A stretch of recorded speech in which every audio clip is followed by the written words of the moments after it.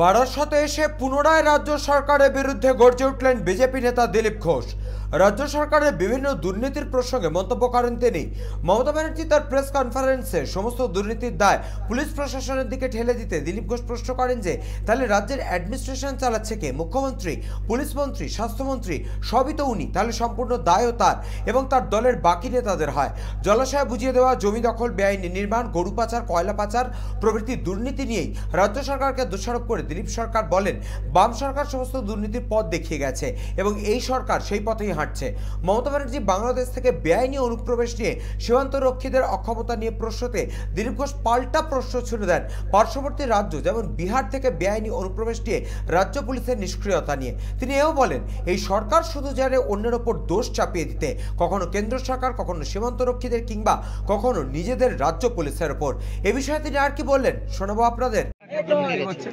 ওনার পার্টির নেতাদের জন্য পুলিশ টাকা তুলে দেয়, মেয়র চমকাচ্ছে, মন্ত্রী চমকাচ্ছে। পরিবর্তনটা কি হয়েছে?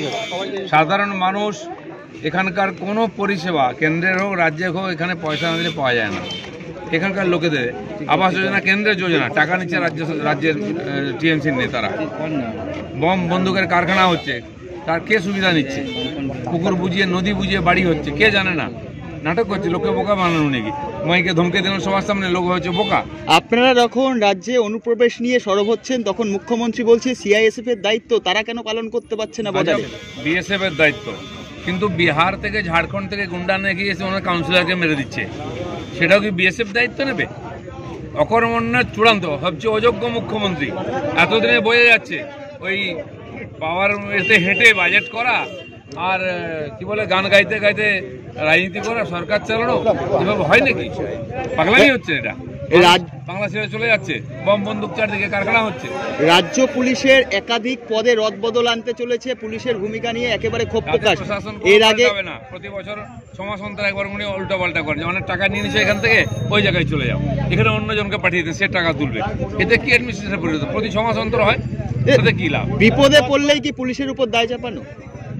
অন্যের ঘাড়ে হয়, কেন্দ্রের ঘাড়ে, নাহলে অন্যের ঘাড়ে, নাহলে পুলিশের ঘাড়ে। ওনার কোনো দায় নেই, আর দায় তো ওনারই। উনি অ্যাডমিনিস্ট্রেশন দেখছেন, উনি পুলিশ মন্ত্রী, উনি স্বাস্থ্যমন্ত্রী, উনি সংখ্যালঘু মন্ত্রী। আজকে ওয়াকফ বোর্ড নিয়ে বা মুসলমানদের উন্নতি হয়নি, আজ বলছি ওনার এমএলএ বারবার।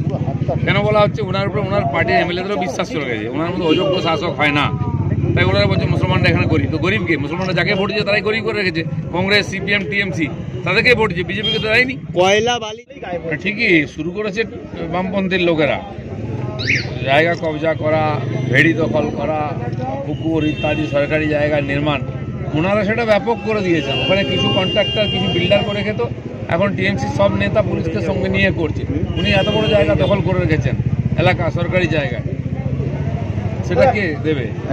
এটা সবাই জানে। সেই জন্য অন্যের ঘাড়ে দায় চাপিয়ে লাভ নেই। আজকে লুটের দায়িত্ব চলছে। একটা প্রশ্ন, সেটা হচ্ছে অবৈধ নির্মাণে প্রশাসনকে জানাই সবটাই বাম আমল থেকে চলছে। বাম আমলে আমাকে গুলি করা হয়েছিল বিধায়ক জাভেদ খান। বাম আমল থেকে চলছে, ওনারা বন্ধ করেননি কেন? ওনারা এখন হিস্সা নিয়ে নিচ্ছেন, তাই ব্যাপক। আর কোথাও পুকুর খুঁজে পাবেন না আপনি, বন্ধ হয়ে যাচ্ছে। এই বারাসাতে কত পুকুর বন্ধ হচ্ছে, ময়লা ফেলে ফেলে তার মাটি ফেলে, বাড়ির পেছনে রাতারাতি মাটি ফেলে বিল্ডিং হয়ে যাচ্ছে, কেউ কিছু করতে পারছে। আপনি কমপ্লেন করতে যান, আপনাকে মারা হবে, পেটা হবে, আপনার নামে কেস হবে। বারাসত থেকে প্রদীপ দাসের রিপোর্ট, চ্যানেল 24/7।